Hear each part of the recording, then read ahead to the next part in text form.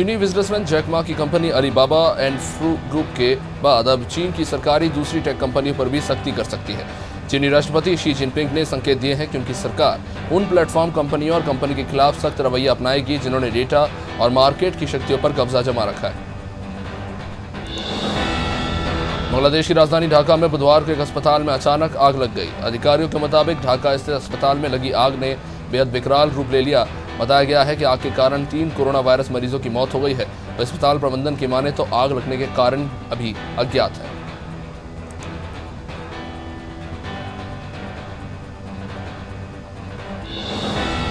विश्व में बढ़ते खतरे और तकनीकी चुनौतियों को देखते हुए ब्रिटेन ने भी परमाणु हथियारों का जखीरा बढ़ाने का फैसला किया है। हालांकि ब्रिटेन ने चीन का नाम नहीं लिया, लेकिन उसकी सबसे बड़ी चिंता चीन ही है।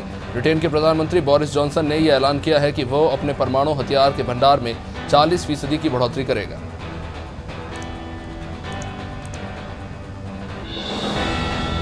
प्रधानमंत्री नरेंद्र मोदी बांग्लादेश की आज़ादी की स्वर्ण जयंती और संस्थापक शेख मुजीबुर रहमान की जन्मशती के मौके पर होने वाले कार्यक्रमों में भाग लेने अगले सप्ताह ढाका जा रहे हैं। इस दौरान दोनों देशों के बीच 3 समझौतों पर हस्ताक्षर हो सकते हैं। कोरोना संकट के बीच मोदी की यह पहली विदेश यात्रा है। वो 26 मार्च को ढाका पहुंचेंगे और अगले ही दिन स्वदेश लौट आएंगे। अमेरिकी राष्ट्रपति जो बाइडेन ने यूनाइटेड स्टेट्स की ओर से आ रहे प्रवासियों को कहा है कि वे यूएस न आए। दरअसल मैक्सिको से लगने वाले अमेरिका की दक्षिणी सीमा पर अचानक से प्रवासियों की संख्या बहुत तेजी से बढ़ी है। बाइडेन प्रवासियों को संदेश देते हुए कहा है कि हाँ, मैं बहुत साफ कह सकता हूँ कि यहाँ मत आइए, अपना घर, शहर और अपनी कम्युनिटी में रहिए। पाकिस्तान में एक एनआरआई ने हेलीकॉप्टर से नोटों की बारिश की। सोशल मीडिया पर यह वाकया काफी वायरल हो रहा है। ये घटना नारोवाल जिले के मंडी बहाउद्दीन इलाके की है, जहां एक शादी समारोह के दौरान फूल और नोटों की बारिश की गई। बताया गया है कि दूल्हे के भाई विदेश से शादी में शिरकत करने पाकिस्तान आए थे, जिस बीच ये हुआ।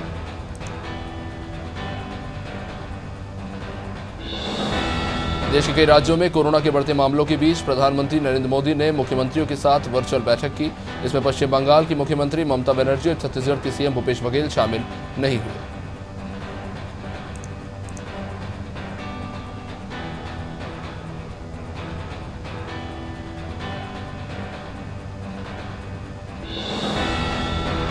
एयरफोर्स के सेंट्रल इंडिया बेस में बड़ा हादसा हुआ है। यहां से टेक ऑफ कर रहा एयरफोर्स का MiG-21 बायसन विमान दुर्घटनाग्रस्त हो गया, जिसमें इंडियन एयरफोर्स के एक ग्रुप कैप्टन की मौत हो गई। एयरफोर्स ने हादसे में अपने कैप्टन की मौत पर श्रद्धांजलि व्यक्त की।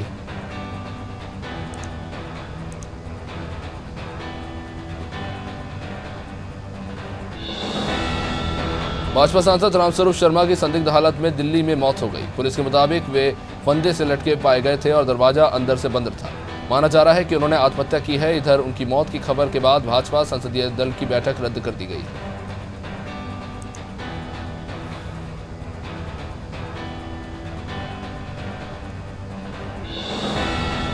पूर्व कांग्रेस नेता पीसी चाको ने शरद पवार की राष्ट्रवादी कांग्रेस पार्टी का दामन थाम लिया। एनसी में आते ही केरल विधानसभा चुनाव में चाको की भूमिका अब बदल गई है। अब तक जिस पार्टी के टिकट तय करने में उनकी भूमिका थी, वे अब उसी कांग्रेस पार्टी के खिलाफ प्रचार करेंगे।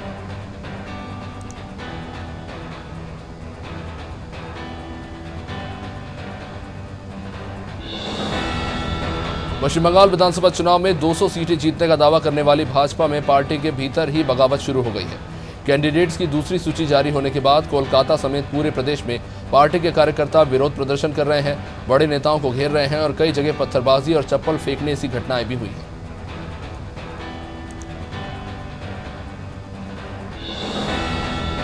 संसद में बजट सत्र के दूसरे चरण के तीसरे दिन आज सदन की कार्यवाही शुरू हुई। इस दौरान बीजेपी सांसद रामस्वरूप शर्मा और पूर्व सांसद दिलीप गांधी को श्रद्धांजलि दी गई। इसके तुरंत बाद दोपहर 1 बजे तक लोकसभा को स्थगित कर दिया गया। इसी के साथ सभी ने 2 मिनट का मौन रखा।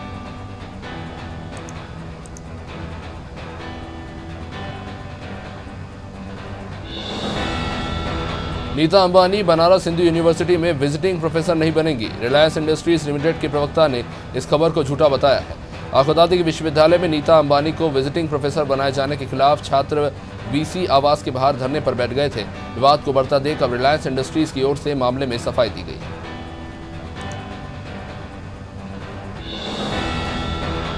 बेंगलुरु से जयपुर जा रही इंडिगो की एक फ्लाइट में सवार महिला ने बच्ची को जन्म दिया। विमान में सवार गर्भवती महिला को सफर के दौरान प्रसव पीड़ा शुरू हुई। हालात की गंभीरता को भांपते हुए विमान में मौजूद डॉक्टर्स और क्रू मेंबर सक्रिय हुए और विमान में ही महिला की डिलीवरी करवाई गई।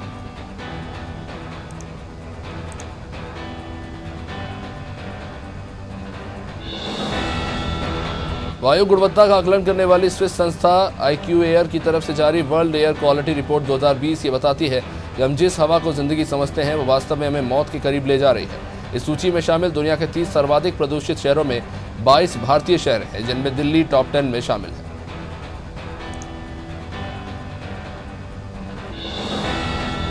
पूर्व केंद्रीय मंत्री और भारतीय जनता पार्टी के नेता दिलीप गांधी का बुधवार को निधन हो गया। वे कोरोना वायरस से संक्रमित थे। उनका इलाज दिल्ली के एक निजी हॉस्पिटल में चल रहा था। प्रधानमंत्री नरेंद्र मोदी ने भाजपा नेता दिलीप गांधी के निधन पर दुख जताया है और उनके परिवार और समर्थकों के प्रति संवेदनाएं व्यक्त की।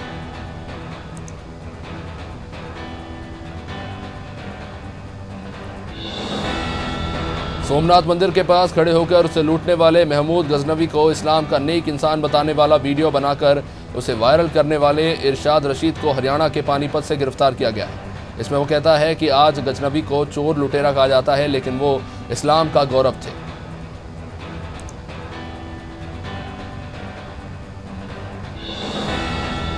भारतीय रेलवे के निजीकरण को लेकर संसद में उठे सवालों पर रेल मंत्री पीयूष गोयल ने साफ कर दिया है कि भारतीय रेलवे का निजीकरण कभी नहीं होगा। रेलवे हर भारतीय की संपत्ति है और उसी की रहेगी और भारत सरकार का ही उस पर पूरा नियंत्रण होगा।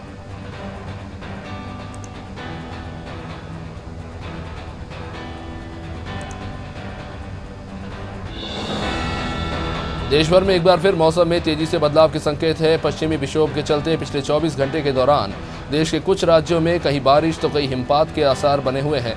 उत्तरी पाकिस्तान और इससे सटे जम्मू कश्मीर के ऊपर एक पश्चिमी विक्षोभ बना हुआ है। चक्रवाती हवाओं का क्षेत्र पाकिस्तान और इससे सटे पश्चिम पंजाब, हरियाणा और राजस्थान के ऊपर है। देश भर में एक बार फिर कोरोना के मामले बढ़ रहे हैं, जहां बीते 24 घंटे में देश भर में कोरोना के 28,900 नए मामले सामने आए हैं। कोरोना संक्रमित मरीजों की संख्या को देखते हुए महाराष्ट्र, गुजरात, केरल और कर्नाटक के कई शहरों में नाइट लॉकडाउन लगा दिया गया है।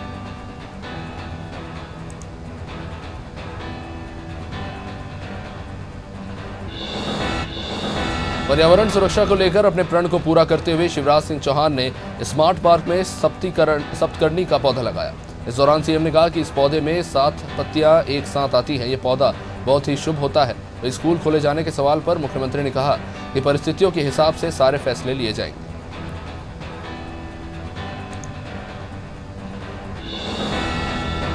प्रदेश के गृहमंत्री नरोत्तम मिश्रा बुधवार को रतलाम के दौरे पर हैं। यहां उन्होंने मीडिया से चर्चा के दौरान कहा कि नाइट कर्फ्यू लगाने का उद्देश्य जनता को अलर्ट मोड पर लाना है। उन्होंने कहा कि वैक्सीन आने के बाद से लापरवाही बढ़ गई है। लोग मास्क और सोशल डिस्टेंसिंग को भूल गए।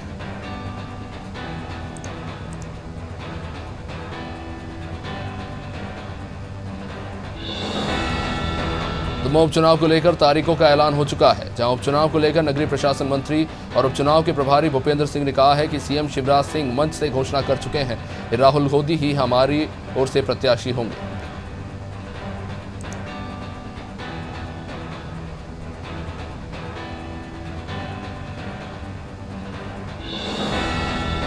प्रदेश में बढ़ते कोरोना संक्रमण के चलते सरकार पूरी तरह से सख्त हो गई है। कोरोना से निपटने के लिए भोपाल और इंदौर में आज से नाइट कर्फ्यू लगने जा रहा है। भोपाल जिला प्रशासन भी पूरी सावधानी बरत रहा है, जिसके चलते फिर से सैनिटाइजेशन शुरू कर दिया गया है।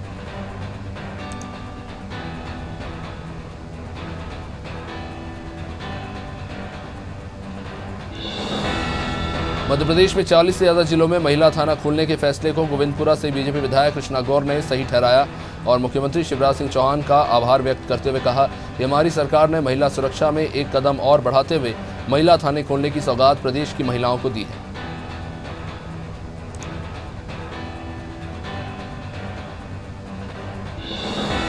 भोपाल में नाइट कर्फ्यू को लेकर कलेक्टर अविनाश लवानिया ने शहरवासियों से अपील की है कि सभी लोग अपने अपने काम निपटाकर रात 10 बजे तक आवश्यक रूप से अपने अपने घरों पर पहुंच जाएं।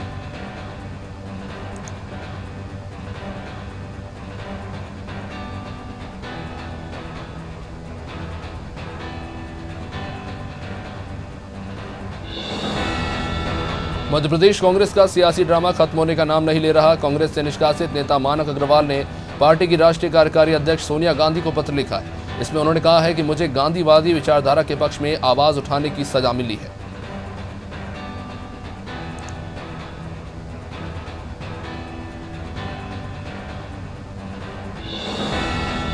मध्य प्रदेश में एक तरफ बिजली बिल के टैरिफ में बढ़ोतरी की गई तो वहीं दूसरी तरफ बिजली विभाग के अधिकारी कर्मचारियों की मनमानी थमने का नाम नहीं ले रही। ताज़ा मामला अशोकनगर जिले के चंदेरी से सामने आया है। यहाँ एक महिला बिल जमा करने पहुंची जिसे वहां के कर्मचारियों ने पूरा बिल भरने की बात कहकर भगा दिया।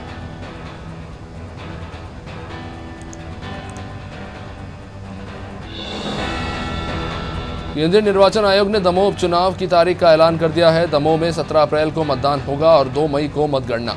मुख्य राज्य निर्वाचन पदाधिकारी कार्यालय के मुताबिक चुनाव की घोषणा के साथ ही दमोह जिले में आचार संहिता लागू हो चुकी है।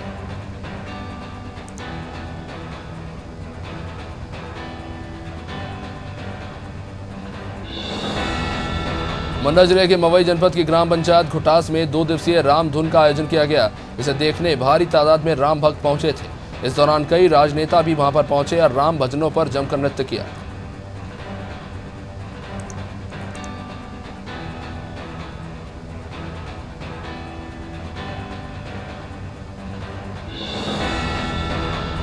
शिवपुरी जिले के नरवर थाना पुलिस को बड़ी सफलता मिली है, जहां पुलिस ने फरार चल रहे आरोपी मंटोली राजपूत को गिरफ्तार किया है। इस पर पुलिस ने 2000 का इनाम घोषित किया था। फिलहाल पुलिस ने आरोपी को जेल भेज दिया।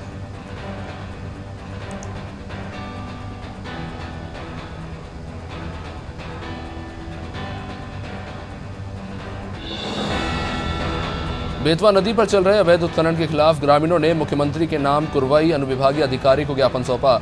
ग्रामीणों का कहना है कि पनडुब्बी की मदद से नदी से लगातार रेत निकाली जा रही है। इसकी वजह से नदी में भी जगह जगह गहरे गड्ढे हो गए।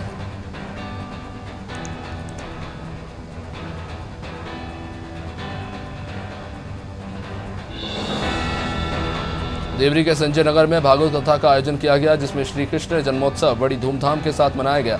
इसे देखने भारी तादाद में भक्त जमा हुए। आपको बता दें कि आयोजन श्यामा बाई ने करवाया था, जिसका समापन 20 मार्च को कराया जाएगा।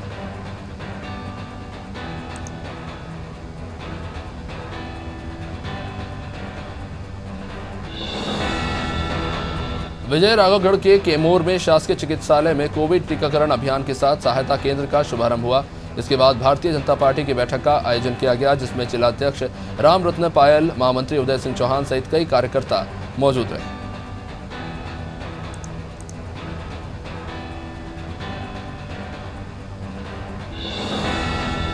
कबीरधाम की चारभाटा पुलिस चौकी के अंतर्गत गछिया में सट्टा लगाते एक आरोपी को गिरफ्तार किया गया है और उसके पास से पुलिस ने 1200 रुपए और सट्टे की पर्ची जब्त की है।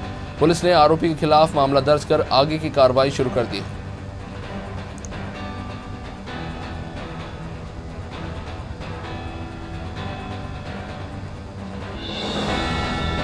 छत्तीसगढ़ के गरियाबंद में शराब नहीं पीने के लिए बेटे को समझाना अधेड़ पर भारी पड़ गया। पहले तो पिता पुत्र का विवाद हुआ और फिर युवक निकलकर दोस्तों के पास चला गया। पिता पीछे से उसे समझाने पहुंचा और डांट लगाए। दोस्तों के सामने ही युवक ने लात घूंसों से पीट कर अपने ही पिता की हत्या कर दी।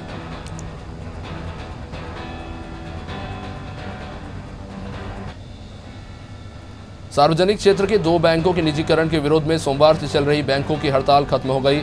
आज से सभी सरकारी बैंकों में सामान्य कामकाज शुरू हो गया। इस बीच सरकारी सामान्य बीमा कंपनियों में अब हड़ताल शुरू हो चुकी है। सरकारी बीमा कंपनियों के कर्मचारी भी एक सामान्य बीमा कंपनी के निजीकरण की योजना का विरोध कर रहे हैं।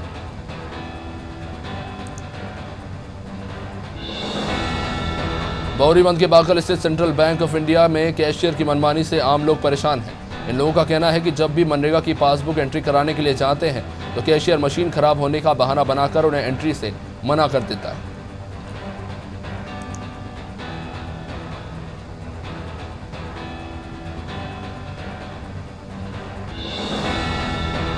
मुख्यमंत्री भूपेश बघेल ने road safety T20 world cricket series मैचों के दौरान कोविड प्रोटोकॉल की कड़ाई से पालन के निर्देश दिए थे। उन्होंने कहा कि मैचों के दौरान दर्शकों की संख्या स्टेडियम की क्षमता के 50% से ज्यादा ना हो। मैच के दौरान दर्शक मास्क लगाएं।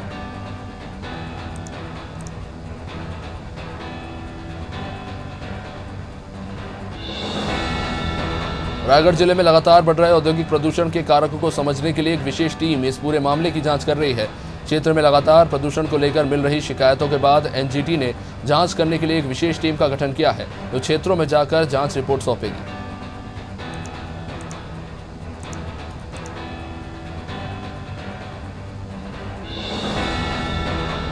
छत्तीसगढ़ के नवगठित जिले गोरेला, पिंडरा, मरवाही के जिला अस्पताल में चतुर्थ श्रेणी कर्मचारियों की भर्ती को लेकर फर्जीवाड़े का मामला सामने आया है। चयनित अधिकतर अभ्यर्थियों के पास तखतपुर के आदर्श सरस्वती विद्या मंदिर स्कूल की ही मार्कशीट है। इसके बाद मामले की जांच के आदेश दे दिए गए।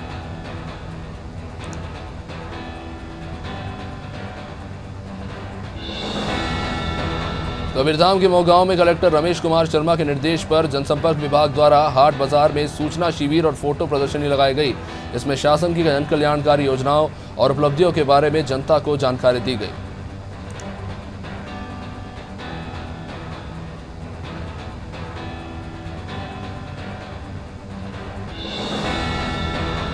इलाहाबाद यूनिवर्सिटी की कुलपति संगीता श्रीवास्तव द्वारा लाउड स्पीकर पर अजान से होने वाली परेशानी की डीएम से शिकायत का मामला तूल पकड़ता जा रहा है। बुधवार को शिया धर्मगुरु मौलाना सैफ अब्बास ने संगीता श्रीवास्तव पर पलटवार करते हुए कहा, इस तरह तो सुबह होने वाले कीर्तन भी गलत है।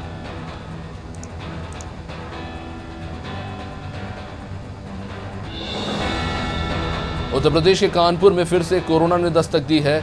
एक साथ जिला कारागार में 10 कोरोना के मरीज मिलने के बाद हड़कंप मच गया है। जिला प्रशासन और स्वास्थ्य विभाग में एक साथ मिले 10 कोरोना मरीज की जानकारी के बाद अफसरों के हाथ पांव फूल गए।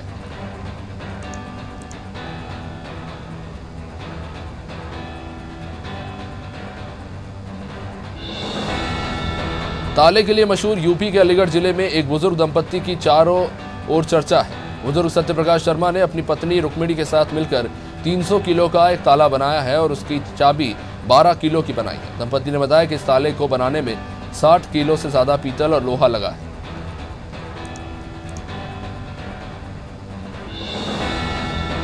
उत्तर प्रदेश के कृषि मंत्री सूर्य प्रताप शाही ने किसानों के हित में किए गए योगी सरकार के कामकाज का हिसाब दिया। उन्होंने कहा कि हमारी सरकार किसानों को समर्पित सरकार है।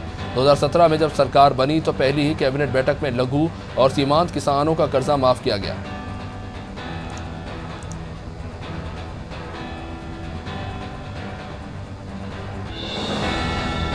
यूपी में योगी सरकार अपराधियों से बेहद सख्ती से पेश आ रही है। योगी राज के पिछले 4 सालों में प्रदेश में पुलिस ने 135 अपराधियों के एनकाउंटर किए हैं, जबकि 13 पुलिसकर्मी भी इस बीच शहीद हुए हैं। मुठभेड़ में 3000 से ज्यादा अपराधी और 1000 से ज्यादा पुलिसकर्मी घायल हुए हैं।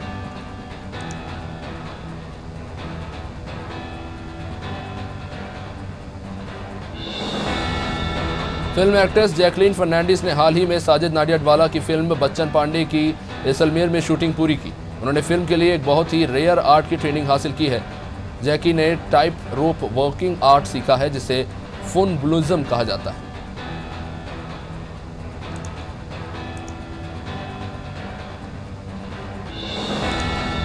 Big Boss fame Jasmin Bhasin कभी भी सुर्खियों में आने का मौका नहीं छोड़ती हैं। हाल ही में जब वे अपने बॉयफ्रेंड अली गोनी के साथ नजर आई तो पेपराजी ने उनसे मास्क हटाकर पोज देने को कहा, लेकिन जैस्मिन ने मास्क हटाने से इनकार कर दिया और कहा कि मेरा आज ही चालान हुआ है।